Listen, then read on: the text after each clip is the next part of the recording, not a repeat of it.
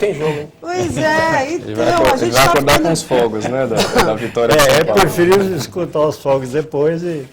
Vai ficando difícil, né, criar os hábitos. Mas inclusive, esse hábito é uma coisa que pode ser controlado também de certa monta.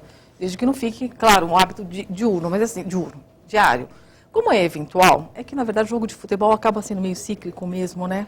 Às vezes até mais de uma vez por semana, dependendo do time, e domingo, sábado. Mas não, assim, tudo é condicionável. Por isso que está muito relacionado realmente a atividades diurnas, de exposição ao sol, do horário de alimentação. Nós recomendamos sempre, para quem tem dificuldade para dormir, que seja meio metódico mesmo. Horário de tomar banho, horário de acordar tem que ser mais ou menos o mesmo, o de dormir meio que religião mesmo. Outro fator é tentar tirar ao máximo os fatores estimulantes próximo ao horário de dormir. Televisão, fora do quarto. Se é um fator que mais incomoda, o escuro importante possível. é que a pessoa identifique o que para ela é um fator mais Luz agravante. acorda. Luz acorda. Acorda. Levantar à noite para ir ao banheiro, acender a luz, pode acordar? É o tal da glândulazinha pineal, que ela é muito ligada ao fator luz, ao olho. Então, o que acontece? No momento que se fecha o olho e fica num ambiente mais escuro, essa melatonina começa, e outras substâncias começam a ser produzidas. Então, até ela começar a pegar, aumentando, se estabilizando no organismo, demora um tempinho, que é o tempo que nós temos para também entrar num relaxamento, claro, de acordo com o meu nível de tensão que foi durante o dia, porque às vezes não se consegue realmente, dependendo do nível de estresse, né? Não se consegue baixar. Mas, senão, o que acontece? O fato de interromper, de colocar uma luz intensa, então uma luz baixinha, até que eu acho que talvez não seria tão agressivo. Mas o fato de interromper essa secreção dessas substâncias que são indutoras do sono, até que o organismo comece a produzir novamente e se estabeleça um nível suficientemente positivo para induzir esse indivíduo, às vezes demora. E aí acontece, como você havia me dito, às vezes acontece já está chegando no horário ou de despertar realmente, ou de uma nova tarefa, então você não consegue nem, quando começa a estabilizar a substância, já está na hora de acordar. Pois dica para mãe novinha, para mãe que acabou de ter bebê, evita acender a luz, a mamada, depois trocar, depois dormir de novo, evite acender a luz. Tem um lado bom e põe um lado uma luz ruim, bem fraquinha. O problema daquilo lá que também às vezes não é tão positivo, porque o neném fica o tempo todo com aquela luzinha, né? Mas... Não, a luz naquele momento, no momento que o bebê acorda, para mamada, tudo isso, né? É positivo. Tenta se localizar no escuro para ir ao banheiro à noite também, para não acender a luz. Não vai criar outro problema, né? Mas daqui a pouco a gente volta novamente falando de insônia.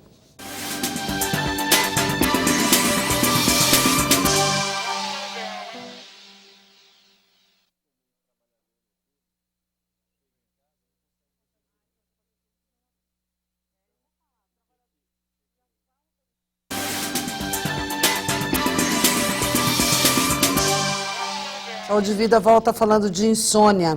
E há pouco eu comentei com o deputado aqui, político, jornalista, médico, policial, tem os malditos dos plantões, né? Tem os trabalhadores noturnos também. Como lidar com isso?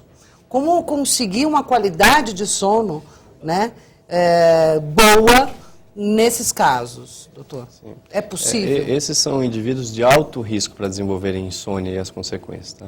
Primeiro porque eles têm uma inversão total em relação à sociedade. Né? Então, essas pessoas estão acordadas durante a noite e aí durante o dia, quando a sociedade está acordada, elas deveriam estar dormindo. Então, uma das coisas que acontece é, a partir do momento que você sai do seu plantão, do seu ambiente de trabalho, aquele espaço entre você sair do trabalho até chegar em casa, você já se expõe a vários fatores estressantes, uma luminosidade muito forte, às vezes no caminho, ruídos.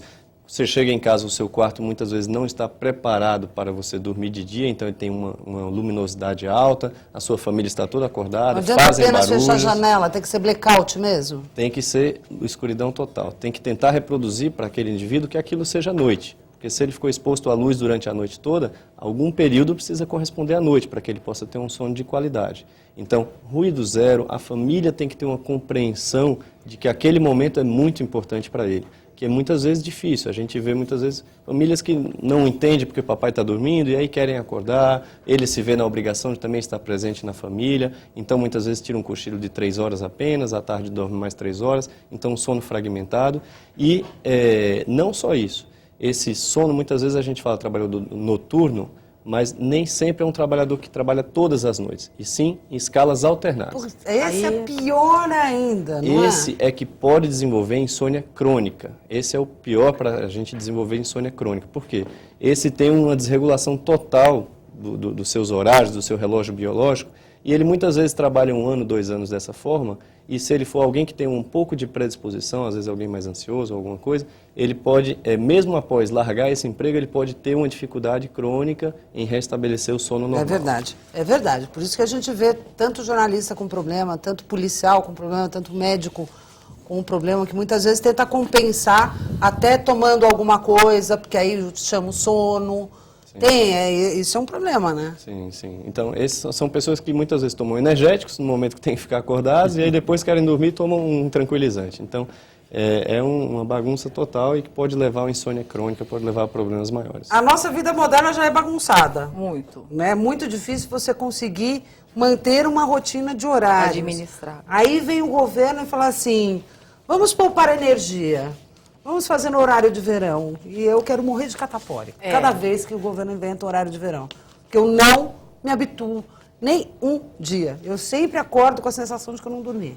Aí, assim, são sensibilidades individuais. Alguns indivíduos rapidamente Se adaptam. É como uma viagem onde se vai para um local onde o horário é diferente, né?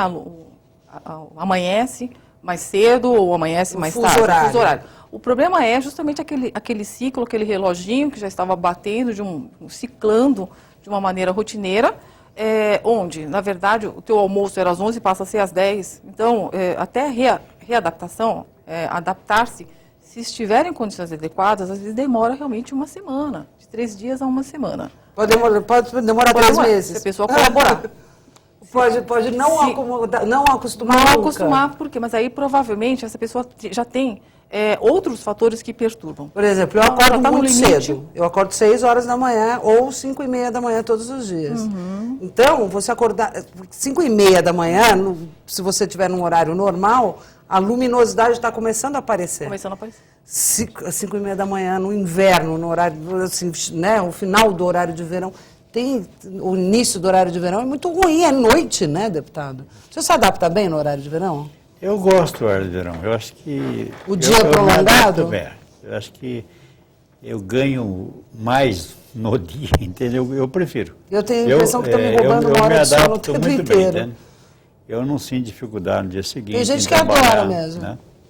Tem gente que se adapta super bem, e outras ficam com essa impressão que estão me roubando. Aí tem que colaborar com fatores externos, atividade mesmo, colocar a rotina naquele horário. De alimentação, de preocupação, de tarefas, isso ajuda.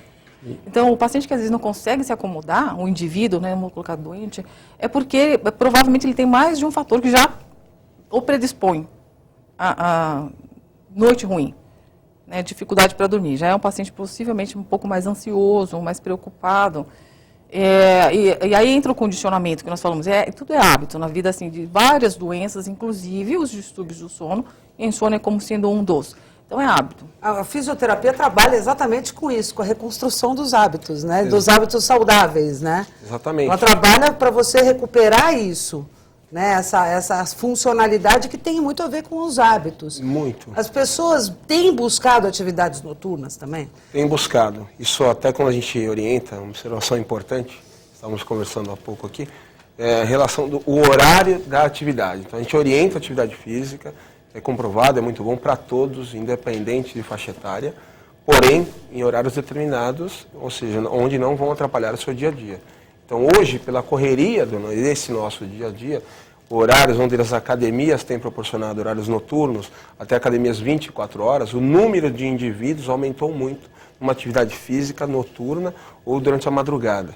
Isso é ruim, porque esses mesmos indivíduos não obtêm resultados físicos esperados, né, onde tem aquele investimento de treinamento, de suplementos e por aí vai, mas não tem o que é essencial. o sono, o descanso, onde tudo vai acontecer, não? Onde você vai ter as alterações fisiológicas referente a uma parte muscular. Até ao contrário, né? Você acaba estressando o organismo. Exatamente. Mas aquele momento não pode ser bom para ele. recuperação. Aquele momento do treinamento é bom, mas o depois é muito ruim, porque ele sai dali um pouco acelerado, ele não consegue até chegar em casa, tomar o seu banho, se alimentar, ir dormir, para o indivíduo que treina 1 hora, 2 horas da manhã, então 4 horas da manhã, para ele que acorda às 7, 8 horas da manhã. Então, muitas vezes eles não conseguem dormir. Então, a gente tem esses indivíduos nos procurado. Rodrigo, por que eu treino, não tenho resultado, mas você está se alimentando bem? Estou. Está dormindo bem? Está treinando bem? Estou. Está dormindo bem? Eu treino um horário tal, acordo muito cedo e por aí vai. Então isso tem atrapalhado. Então a gente, quando fala em atividade física, tomar esse cuidado. A atividade que você está realizando e o horário principalmente, porque hoje o assunto insônia, ele é terrível, ele tem atrapalhado muito. Aí no dia a dia, na atividade de trabalho, atrapalha demasiadamente. Então, ou seja, esse indivíduo é prejudicado, não dorme, não tem um desenvolvimento e ele tem o contrário na verdade. O indivíduo que quer emagrecer, ele acaba engordando, né? Que é um fator também que a insônia acaba influenciando diretamente. Quer dizer, tem momentos chaves no sono que tem que ser respeitados. Sim. Isso pode acontecer num espaço menor de tempo ou num espaço maior de tempo, mas tem que ter. Quais são esses que a gente não se acabou nem citando durante o programa? Os estágios os momentos, do sono. os estágios, do sono. Na verdade, o sono ocorre em ciclos. Tá? Então, não é que muitas vezes a pessoa fala, tem um sono superficial, profundo e a fase de sonhos. Muita gente pode pensar, o superficial é no início, o profundo é lá no meio. Não é bem assim. A gente tem ciclos que se repetem essas fases repetidamente. Né? Cada ciclo dura em torno de 90 minutos. Então, a cada 90 minutos, nós passamos por uma fase de sono superficial, depois entramos numa fase de sono profundo, em seguida temos um período de sono REM, e aí fecha o ciclo. Novamente iremos para uma fase de sono superficial, profundo e sono REM. O sono REM nem é superficial nem profundo. Tem gente que pergunta qual a melhor fase de sono. Todas elas são importantes. Cada uma tem a sua importância. Cada uma na sua função. Né? Então, o que é mais importante? A proteína, o carboidrato, cada um tem a sua função. Então, a mesma coisa com as fases do sono. Até o sono superficial tem sua importância. Tá? Então, o importante é que ele esteja bem distribuído, essas fases estejam acontecendo em quantidade e em proporções suficientes. E que nessas fases não haja interrupções. Tem vários distúrbios do sono, problemas que acontecem durante o sono que interrompem, fragmentam essas fases do sono. Então você pode ter uma fase profunda do sono fragmentada, com vários despertares no meio dela. Pode ter a fase de sonhos também despertada. Então a gente vai ter aí distúrbios neurológicos, distúrbios respiratórios do sono, uma doença que está em bastante evidência hoje, que é a apneia do sono. A gente nunca deu muita importância para isso no século passado. Esse século a gente está vendo a grande importância que isso tem, essa doença, em proporcionar vários malefícios, vários problemas cardíacos, vários problemas cerebrais, memória, alterações de memória, de comportamento, até influenciando, causando uma maior predisposição à ansiedade, à depressão e à sonolência, e inclusive com repercussão social. Hoje, a gente sabe que a maior causa de acidentes de trânsito, por exemplo, é álcool, e em seguida vem distúrbios do sono. Pessoas que estão dormindo mal estão no volante com sonolência. Pois é. Né? Então, isso é um problema social, isso acarreta toda uma questão de custo, de perda de vidas, né? Jovens morrem, então vários anos de sobrevida são perdidos aí, quando um jovem de 20 anos... Pois aí não consegue dormir, aí começa a beber para dormir, tem gente que fala, não, toma 2 doses de uísque que você dorme. Eu falei, dorme e acaba com o seu fígado, né? Vai ter uma ressaca, O álcool, ele é um bom indutor do sono. Quer dizer, não quer dizer que seja ele do apaga bom nossas sono. preocupações, ele é um bom indutor. Ele apaga um pouco as nossas preocupações, você esquece um pouco os problemas e aí você engata o sono, vamos dizer assim. Só que ele é um péssimo substância para manter o sono e para ter um sono de qualidade. Então ele vai causar fragmentação do sono. Então, você até dorme, mas você acorda. Quem dorme por bebida, né, inicialmente com a bebida, ele vai dormir mais fácil, só que ele vai acordar 4 horas da manhã, 5 horas da manhã e não vai voltar a dormir. Ou então vai ter vários micro despertares, que é um sono fragmentado que ele não percebe, que é uma das causas, inclusive, da ressaca. Quando a gente fala, estou de ressaca hoje, é porque você não dormiu bem, direito. Tá? Não dormiu, nem percebe que não dormiu direito. E outra coisa é o risco de dependência. Então, tem gente que fala, não quero tomar um remédio para dormir pelo risco de dependendência. Mas o álcool é um dos que tem o maior risco de dependência. O programa está chegando super ao final. Rodrigo, o seu recadinho aí. Bom, for diagnosticado insônia, procura um fisioterapeuta, temos tratamentos.